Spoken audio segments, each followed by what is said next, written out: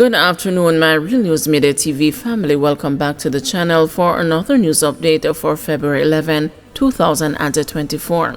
And in the news this afternoon, Manchester motorcyclist killed in crash on his birthday. A 41-year-old Manchester man died while celebrating his birthday on Saturday night after his motorcycle collided with another bike in Downs, Manchester. Police and the residents named the deceased man as Camille Witter, a resident of Precious Plain on the Manchester-St. Elizabeth border. Witter on Saturday morning posted a video on social media to celebrate his birthday. "I'm glad and happy to see my birthday today. Today I will be 41 years old and I look so young, nice and fresh. Today is my birthday and I am happy to see today. I am going to full joy myself today as much as I can," Witter said on video.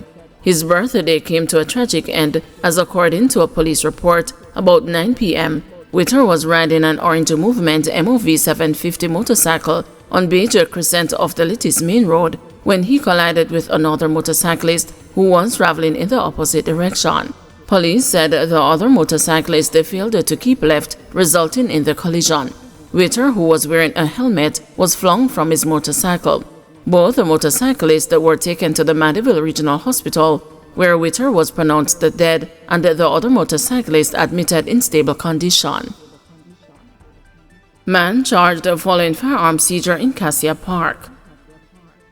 A 31-year-old man has been charged with possession of a prohibited weapon and unauthorized possession of ammunition. The incident reportedly occurred along Cassia Park Road in Kingston 10 on Friday. He is Kemar Henry of Red Hills Road in Kingston 19.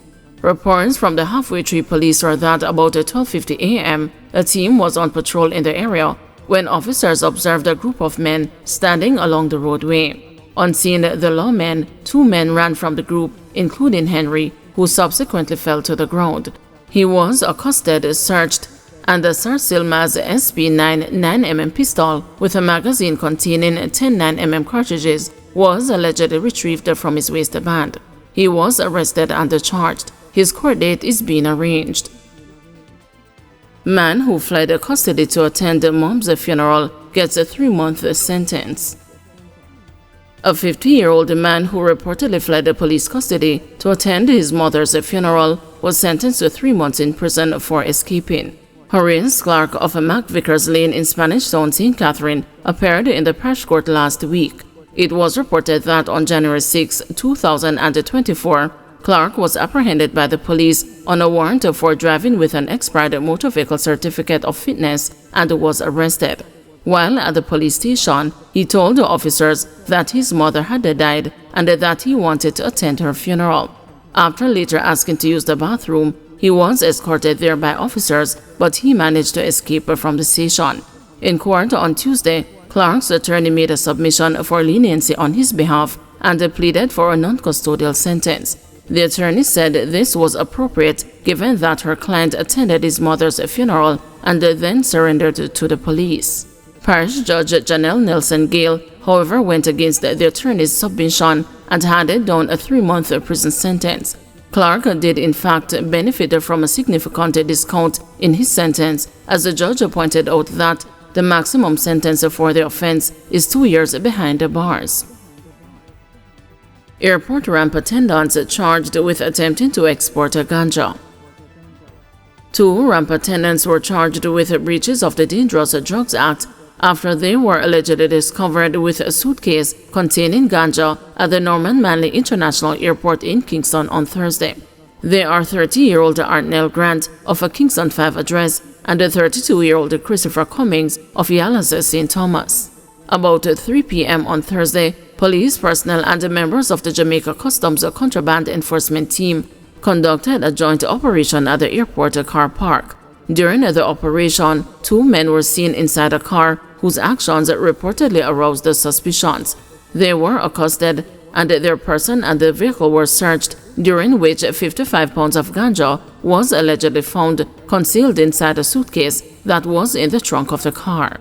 The men were subsequently taken into custody and charged on Saturday with the possession of ganja, dealing in ganja, attempting to export ganja, conspiracy to export ganja, and the possession of criminal property. Elderly man last seen at a KPH reported missing. 74-year-old Harry Smith, otherwise called Higher P, a farmer of Almond Hill District in Above Rock, St. Catherine, has been missing since Friday, February 9. He is of dark complexion, slim build, and about 175 centimeters or 5 feet 9 inches tall. Reports from the Stony Hill police are that about 2 p.m., Smith was last seen at the Kingston Public Hospital, dressed in a long-sleeve shirt, brown pants, and a pair of brown shoes. He has not been heard from since. Anyone knowing the whereabouts of Harry Smith is being asked to contact the Stony Hill Police at 876-942-2223, Police 119 emergency number, or the nearest police station. Cops to question man who shot another over apples after surrender. The St. Mary police are to question the purported landholder who is suspected to have shot a man who allegedly picked apples from a property he claimed to lease in Belfield, Penn, St. Mary. The incident occurred on Thursday, during which Ryan Prendergast of the said community was shot dead and another man who accompanied him escaped unhurt. The suspect who fled the scene surrendered to the police on Thursday evening. A search of his house by the police resulted in the recovery of an illegal firearm and approximately 30 rounds of ammunition. Police investigators are continuing their probe into the overall developments.